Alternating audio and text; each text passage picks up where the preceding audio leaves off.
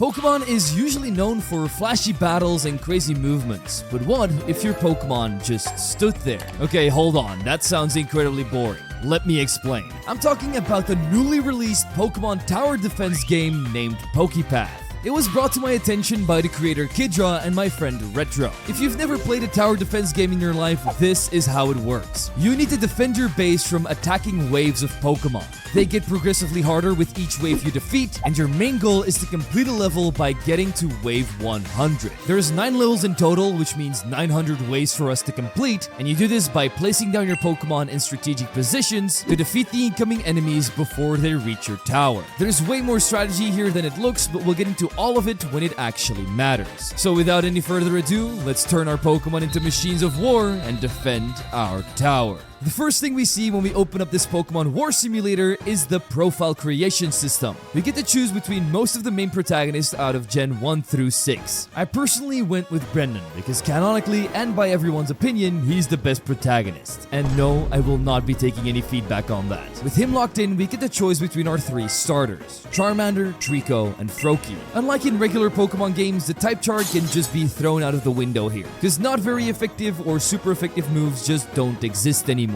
Instead, Pokemon have their own stats and unique abilities that make them stand out. For example, Charmander's ability lets it burn targets for 10 seconds, causing them to lose 0.5% of their life per second, basically frying them alive as they move through the battlefield. Trico, on the other hand, can be placed in tall grass to double his damage output. You can think of it as a sneak attack, which tends to be used quite a lot in wars. But the Pokemon that intrigued me most was Froakie. He had the ability to fire off projectiles that bounce between enemies, like Moon Knight in Marvel Rivals. And since he's my favorite character in that game, I just had to go with this little blue frog. Once I picked my starter, the game fully explained itself to me. You start off with 50 Pokédollars, which you can use to either buy new Pokemon via the Random X system, which I would highly recommend doing since you have 6 team member slots to start with 4 more to unlock the further you get into the game. And the more Pokemon you have on your team, the more strategic you can be and the harder it will be for your opponents to break through. You can also check the data of your Pokemon, which contains their abilities, range,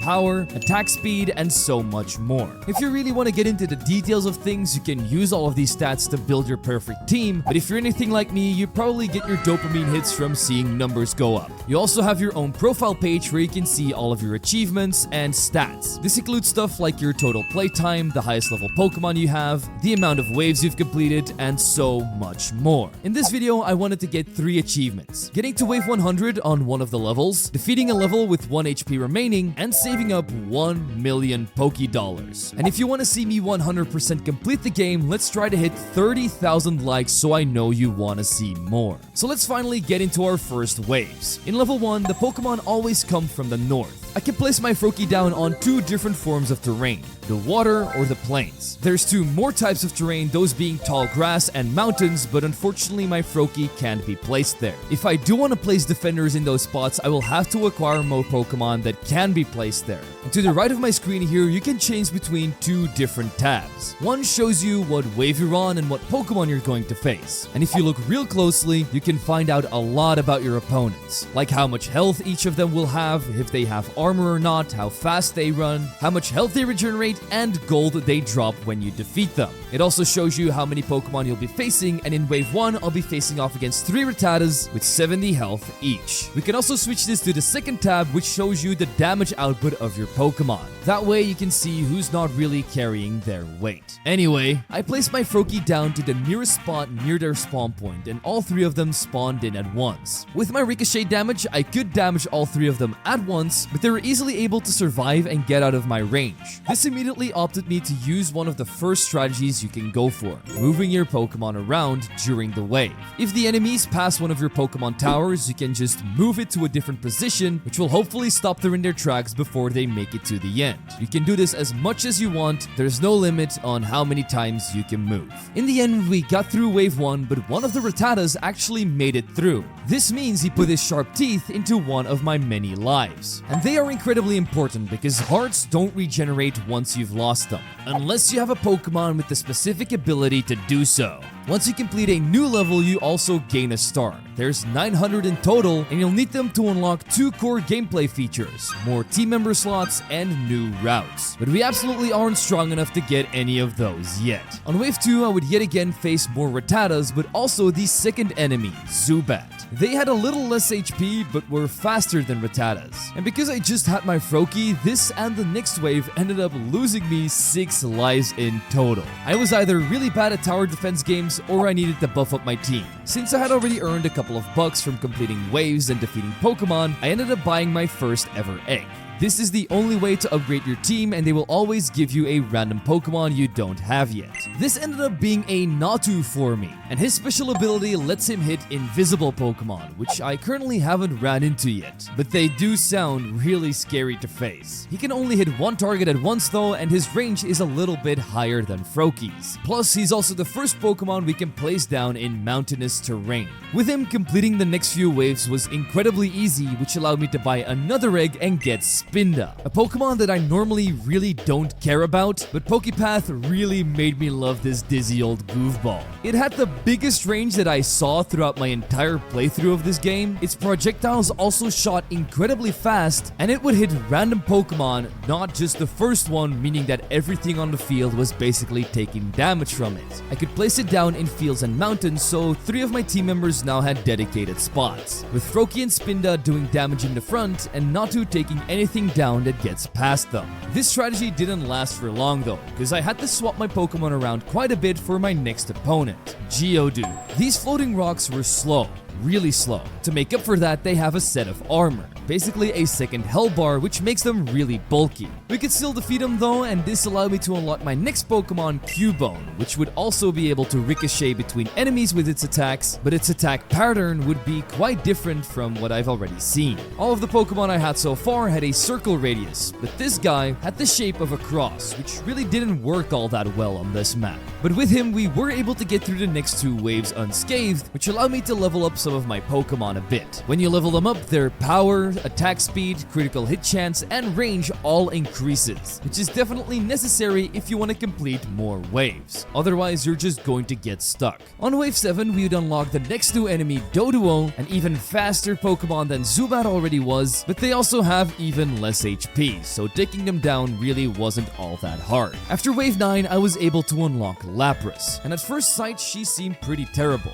She attacked slow, didn't do that much damage, and her range wasn't anything special. But she had a 30% chance of paralyzing the target for 1.5 seconds. This locks the enemy in place if it ends up connecting. Its attacks also hit everything around it, so not just one Pokemon, allowing it to stun large groups of enemies. With it, we were able to complete wave 10 through 12. This introduced Chingling enemies, which honestly weren't all that interesting, plus we also bought a Ghastly, whose attacks apply 1 Nightmare stack. Each of those stacks will deal damage equal to 20% of this Pokemon's power per second. So if it gets a couple of hits in, that damage can really stack up. Because we now have 10 stars, we also unlocked the second route, aka the second level. This spot worked a lot different from what we saw in Route 1. Not only can you place down 4 Pokemon at once at the start, allowing you to get some early damage off easily, but you've also got multiple ways where your opponents can go to hit your tower. So you're either going to have to move around your Pokemon a lot so that they don't get to your base through the way that you aren't defending, or you'll be in dire need to acquire more team members so that every path can be blocked with something.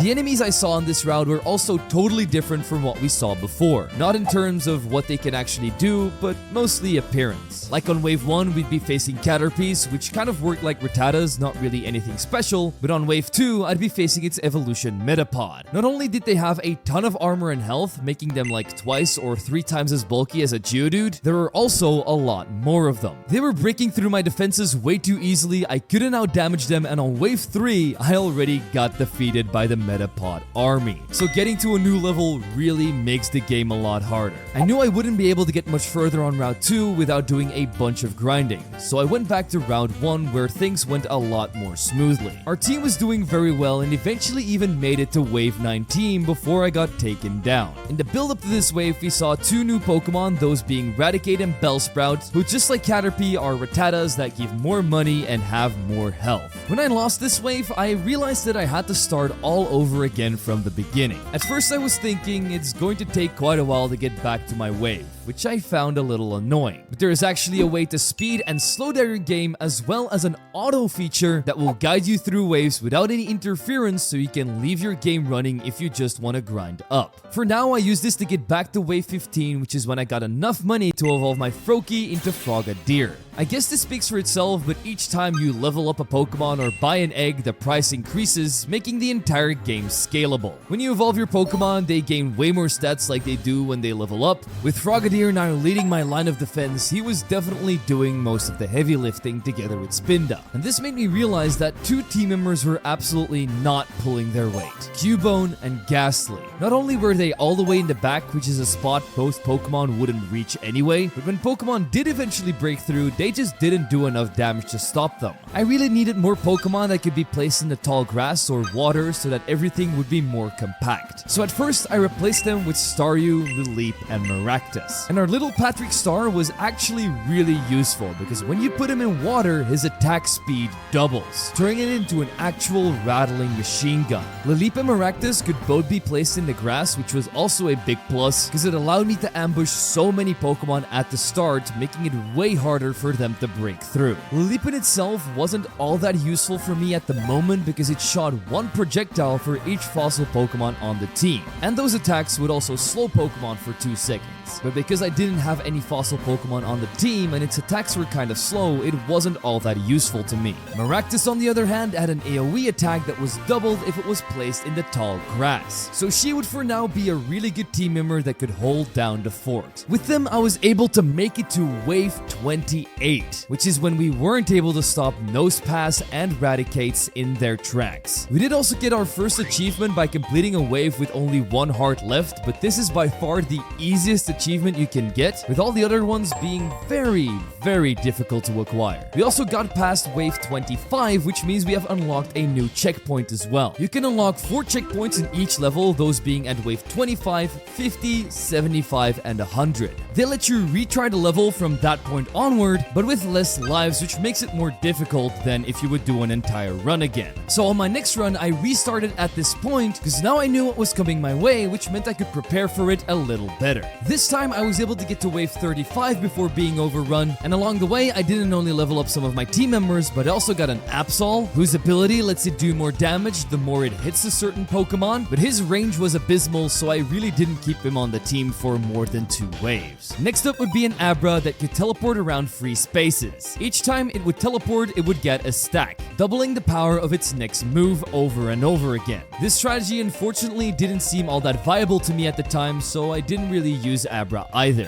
Sandshrew had projectiles it could fire off at up to 2 opponents at once, but this also didn't feel right, so I bought one last egg and finally got a usable Pokemon: Mankey. He could not only be placed in tall grass, but also had the ability to do double damage on shields. And with the amount of Geodudes and Nosepasses we were facing, I thought he would be a great fit. The main reason I ended up dying on wave 35 though, was because my opponent's Pokemon kept on evolving. Now I was facing Golbats and Weepinbells, but also invisible Kecleons that can only be hit by my Natu. But not to worry, because once Natu hits them once, their invisibility goes away and everyone can hit them. On this run, I had no idea this was the case, which is why the Kecleons destroyed me, but once I got to wave 35 again, my Pokemon would not only be higher level, but I'd also gain a Spoink, another Pokemon that can hit invisible targets. Even better, I didn't even lose any lives up until wave 41. That's where lots of Golbats and Raticates came out, which are just big damage sponges, and while my Frogadier and Spinda might have already been level 30, some of my other team members were certainly lacking around. On wave 43, I faced off against 3 Delibirds. They're the fastest Pokemon in the game, but don't have a lot of health. I like to see them as a reward round because if you knock them out, which is already quite easy, you end up getting a lot of money,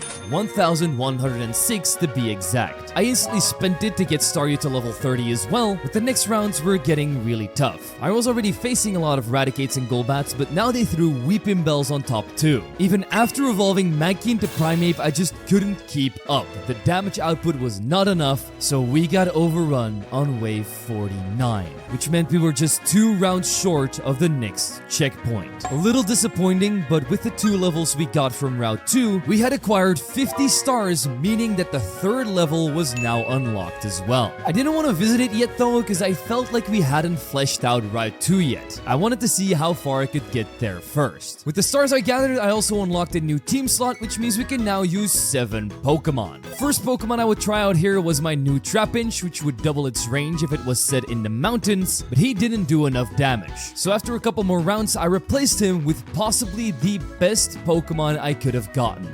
Ditto. This monster turns into your first team member slot and makes their ability better. To give you an example, my Frogadier just evolved into a Greninja. His attacks ricochet between 3 different Pokemon. But when you check out the Ditto Greninja, you can see that his attacks ricochet between 5 different Pokemon, making it, in my opinion, one of the best Pokemon you can ever have, because you can just duplicate your most powerful Pokemon with it. In the meantime and in between time, we had also evolved Staryu into Starmie for a huge power spike, but since there's no water on Route 2, its Swift Swim ability didn't activate, making it a little less useful. I was getting through the levels quickly though, facing off against the Venomoth line, Butterfrees, and even Gravelers. But as I got further up in the waves, it was clear that I was slowing down quite a bit. More Pokemon started to break through and were taking away my lives, and eventually at wave 42, I would get taken out by a full 21 Probopass attack. With their own built-in compass, they knew exactly where to go and marched through everything that I could throw at them with their large armor and health pool. But I didn't just want to lay down and take a beat down. I jumped in straight away and immediately saw that my money per second was going up really fast, as we were completing the early waves way quicker than before. This allowed me to get a Clefairy, with its special ability being that it does 1 more damage per star you have. So we have 89 bonus damage right now. We were going through the stage again and I leveled my entire team up to around level 30, allowing us to Probopass wave 42, while only losing 4 hearts. But I wouldn't get much further than this, as on the following 3 waves they introduced Victory Bells and Slugmas. They were by far the strongest Pokemon we had already faced, and when you throw in a bunch of Weeping Bells and Gravelers into the mix as well, they're bound to break through and take down everything I built, only allowing us to complete 46 waves, so 4 off that next checkpoint. Now that we were really close to the halfway point on both Route 1 and 2, I really wanted to see what Route 3 had to offer. It was something we had never faced before. The Pokemon here could choose 3 different paths: left, right, or through the middle. I myself had 1 lane at the bottom I could fill, 2 squares to the left and the right, and a mountain spot all the way at the start that definitely needed a Pokemon with a lot of range. Currently, I could also place just 1 good Pokemon in the 4 grass patch spots, which was Primeape, and this made me realize that I definitely needed some more variety in the team. The early waves on level 3 mostly consisted of Zigzagoons and Poochyenas, but after around 5 waves, Magnemites with armor already got thrown in the mix. This didn't really matter to me right now because on wave 8, I finally got myself 100 stars. So now we've completed 100 waves in total. Since there's 900, we're now 1/9 of the way of fully completing the game, which is not what I plan on doing, but it does mean we have now also unlocked Route 4, which we can try out after this one. But we needed to know how far we could get first. After around 15 waves, we started to see Zigzagoons' evolution Linoon. For now, they really weren't a problem since they were still mixed in with non-evolved Pokemon, but after a couple more rounds, the enemies were upgrading fast. We started to see Whismurs and Bronzors, which were way harder to take down. Luckily, none of them could reach my tower just yet. No damage was actually taken by me up until wave 35. By then, we had seen fast Purloins, Executes, Mightyienas, Loudrits, but they weren't the culprits of our first tower attack. The Ninjas brothers were responsible for that. Considering they're a bug based on a ninja, it only makes sense for them to be invisible. But unlike the Kecleon we've seen before, these zoom across the battlefield. So if you don't have anything that can hit invisible Pokemon, you're guaranteed to take damage, which is exactly what happened to me. I was just playing on auto mode just to scout out how far I could get, so I can always place down a Natu or a Spoink if I have to. It's not like we got much further than this anyway, as our defenses got breached on wave 38 and 39 by Linoons and Mightyienas. On wave 40, we had our first introduction to Executor. I could immediately tell that my Pokemon just weren't strong enough to take these down efficiently, and my suspicions were confirmed when on wave 41, a Linoon and Mightyena army put the final nail in my coffin. At least I was closing in on a full team of level 40s now, and that gave me quite a bit of confidence to go into level 4. But I immediately saw a problem. there's no regular plain spots on this map. It's mostly based on grass and mountainous terrain with a little bit of water thrown in there as well. Now the water section was fully covered by me, but that was really not what I needed here. I needed way more good tall grass mons if I wanted to get far on this route. And with only Primeape covering that side, it really didn't take long for Pokemon to break through. I mean, in a wave that just consisted of Wurmple, Cascoon, and Bronzor, I already lost my first life, and that was on the 7th. And in my experience, the difficulty only ramped up quicker from here on out, with tanky Dustoxes, fast Beautiflies, tickling down 2 more of my hearts. My opponents could take 2 routes here, and the right one really wasn't covered as well as my left. And that's also where most of them were breaking through once Magnetons and Bronzongs were starting to come in. So at wave 26, it all became too much to handle, and that's when our tower ended up falling. The positive thing to take away from this is that we already reached the checkpoint on our first try, which is very nice. Plus, I also saved up over 10 grand, which I spent on some new Pokemon. That allowed me to get Ferroseed, Remoraid, Sunkern, and Charmander. All Pokemon that would get used in the future, but for now, I really wanted to focus on the first 2. Ferroseed has an AoE attack that slows down enemies, so that's already something I can definitely use because he can also be placed in the tall grass. Sunkern can also be placed there but doesn't attack at all. Instead, it increases the damage dealt by Pokemon within its radius by 20%, so it works solely as a support Pokemon. This gave me a lot of hope that I could get really far in the first level,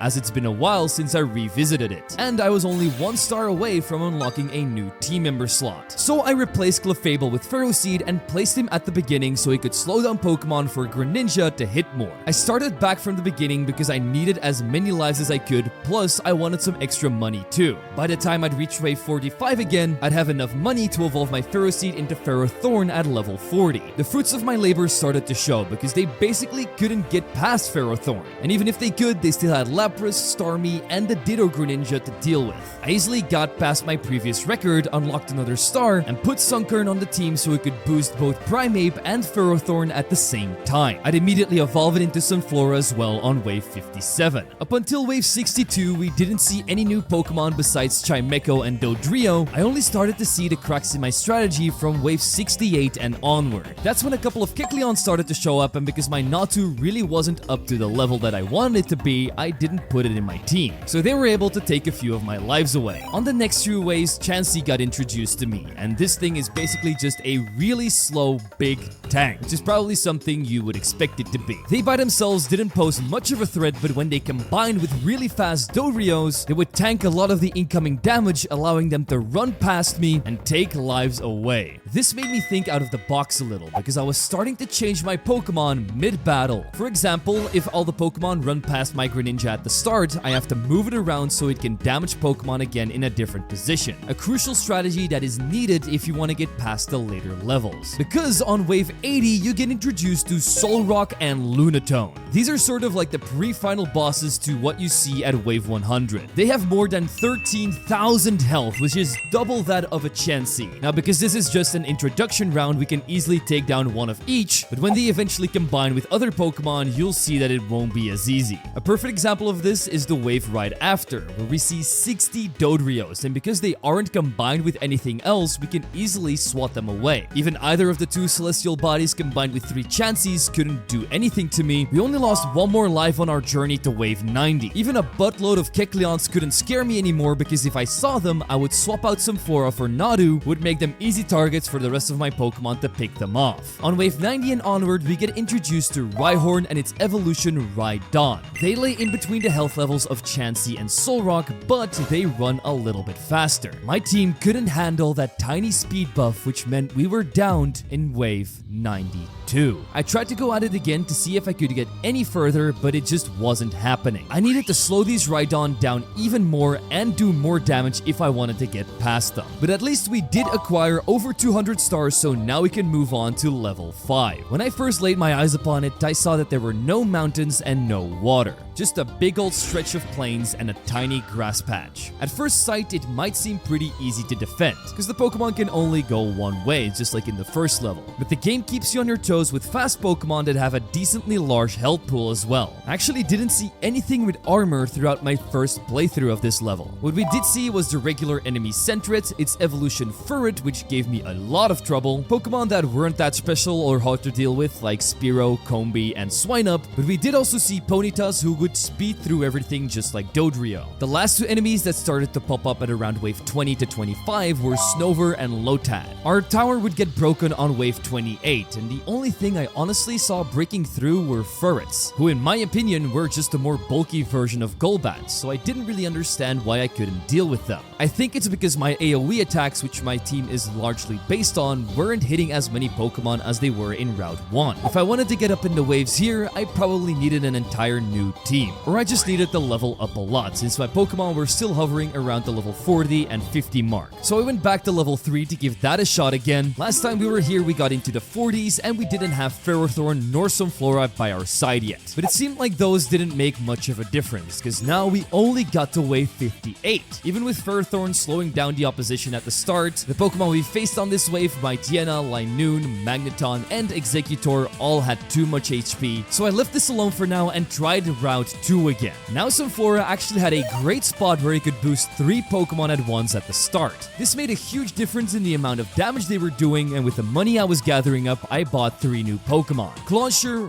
Ralts, and Omanyte. I immediately evolved Ralts into Gardevoir because I wanted to test it out. Its ability let it fire off projectiles that exploded in a certain area, dealing half damage to nearby enemies and spreading the main target's prejudice. And even though I nearly caught her up to the rest of the team in terms of level, I now realized that I was wasting resources, because her range was kind of mediocre and the damage output wasn't as much as I would have liked it to be. But we were able to get past our previous record, reaching wave 59 this time, with the only new Pokemon being Golem. They were also throwing Rhyhorns in the mix, which is probably why I ended up dying anyway. I did once again acquire some more money, allowing me to buy Oshawott, Surskit, Corsola, Dunsparce, Cranidos, Voltorb, Sneasel, Starly, and Barboach. Starly and Barboach were the only ones that interested me from this batch, because the latter could be placed in a mountainous terrain and had an attack that could hit 2 Pokemon at once. And its range was also significantly better than anything I had besides Spinda. Barboach had another attack that would slow enemies, but the problem was he could only be placed in water. So I replaced Starmie with my newly evolved Staraptor and tried to beat this level a couple more times, but wave 58 is where I capped out at. I even tried turning Ditto into Spinda to get more range going, but that just wasn't enough. We did break the 100k mark at one point, which nearly allowed all of my team members to be level 50, which opted me to try out level 4 again. Now that we had more tall grass coverage with Sunflora and Ferrothorn, I thought we could get way further. Nothing was further from the truth. With new speedsters like Yanma and bigger tanks like Bronzong, my team couldn't hold them off very well, and my right side was still exposed way too much. But I felt if I took a Pokemon from the left, that side would be exposed too much. So I left this alone, went to Route 3 with the same composition, and tried my hand at that again. Now we could get to wave 60, which was only 3 levels above our last record, and the only new thing we saw were faster, stronger Lipards. With my goal being to complete 100 waves in a single level, I started to realize that there was only one candidate: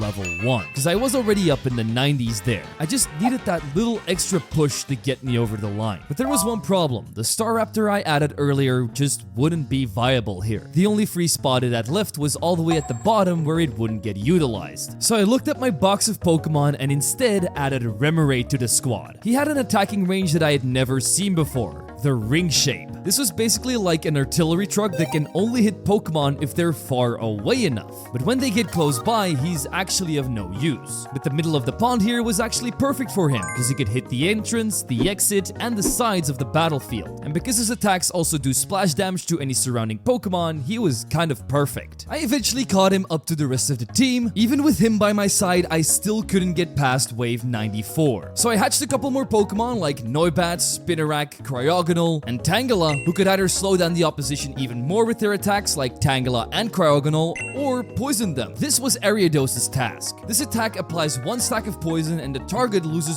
0.1% of life per second for each charge. It's really great at taking down big tanks, but it wasn't enough to get me very far on any of the other levels. The highest I ended up getting to was wave 60 on levels 2 and 3. From here on out, I had gathered over $250,000 in cash, which meant I was 1/4 of the way to the achievement that I needed of 1 million. So this is where I went AFK for over 2 hours. I would leave my PC on, let my team auto run from wave 75 to 93 on level 1, and after around 5 to 10 minutes, I would restart when they end up failing. This was by far the best way for me to make money with the least amount of effort. Around 2.5 hours later, my 1 million Pokédollars would be on the board. My achievement was acquired, and now we just needed to complete wave 100. With all the money I'd gathered, I leveled up most of my team members to 60 and accidentally misclicked and brought Spinda up to 70, the biggest chunk where my savings ended up going to. I also replaced Primeape with Whiscash because it had a long-range attack that could also slow down Pokemon, while Primeape wasn't really carrying his weight in my opinion. And once I made those 2 changes, my squad could suddenly get all the way up to wave 98. I mean, we were slowing down the attackers more with 2 Ferrothorns and Whiscash, and with our level increases, the damage was also going up significantly. But that wasn't the only thing, because for me to get through these levels, I had to play around with my team quite a lot. From the moment they went past the 2 Ferrothorns and Greninja, I had to replace them to other sides of the field so that they could do more damage later on, since if I didn't do that, they would just run past me easily. But in my eyes, there was still one Pokemon not doing enough. Lapras. It had been on the team since the start, and while he does have a big AoE attack that can sometimes paralyze opponents, I couldn't put my faith into its randomness. So we replaced it with Omastar, who just like Starmie had Swift Swim, but it wouldn't attack in an X shape, it also had an AoE attack like Lapras. And while this one doesn't have a secondary effect, it would be fired off way more frequently and do way more damage. And that little push was all we needed to get through wave 99, where we stopped 10 Chanseys, 4 Lunatones, 4 Solrocks, and 12 Rhydons. We had finally done it, reached wave 100. And our opponent there was none other than the legendary bird of the Seafoam Islands, Articuno. It had 96,599 health, something that my team should easily be able to get through. But there was one problem. I was relying on a strategy that slowed my opponents down, so that my heavy hitters could get in more damage. But Articuno was unaffected by slowing moves, and without them, we couldn't even get it past half health. But there is a bright side to this. Because we reached wave 100, we can retry this battle over and over again. All I needed was a better strategy, so I took all my slow Pokemon off the team. That meant Ferrothorn and Whiscash had to go, while Ditto had to transform into something else. I took another quick gander at Articuno's stats and saw that he could be burned and poisoned. So I added Ariados and Charizard to the team and transformed Ditto into a second Charizard. These Pokemon weren't amazing at dealing out damage, but they were great at chipping down large, big targets. And to give the Poison and Toxic even more of an opportunity to take away health, I added in Lapras over Spinda, because all she had to do was slow down Articuno in its tracks a couple of times with its wonderful paralysis that we took for granted, which ended up saving everything in the end as we finally defeated Articuno. After that, I took a long, big look at my stats and saw that we had completed a 4th achievement of applying 10,000 slows, plus we completed 1/3 of all levels, as we now have 300 out of 900 stars earned, obtained over half of the Pokédex, earned over 3.4 million Pokédollars, and so much more. And to complete all of this, it took me around 10 hours. So if you want to see me grind another 30 or 40 hours to complete everything the game has to offer, please let me know by hitting at least 30,000 likes. But what is my final verdict on PokéPath? I think it's a really fun strategy game that gets very repetitive really fast. I really wasn't having all that much fun anymore after like 4 or 5 hours of playing, because it just was a grind from there on out. Maybe it's because I don't really like these kinds of games, or maybe it's because there could be a little bit more spice added to the game. Like, for example, the type chart could be applied, where you'll do more damage against grass Pokemon if you have a fire type Pokemon. But I know nothing of game development, and I think if you need to play something in the background, this is kind of perfect for it because you can just leave it running, let it gain money, and come back every now and then to change up your team and try different strategies. So I would say PokéPath is definitely fun, a really cool project, but for me it's just a little bit too much of a grind. So with that out of the way, let's take this time to look at the beautiful, wonderful, awesome membership supporters of the channel. I mean, just look at these cool names, and if you want to be among them as well, you can do so by clicking the links in the description. It is always very much appreciated. And as always, people, I've been Zwiggo, and I'll see you all in the next one.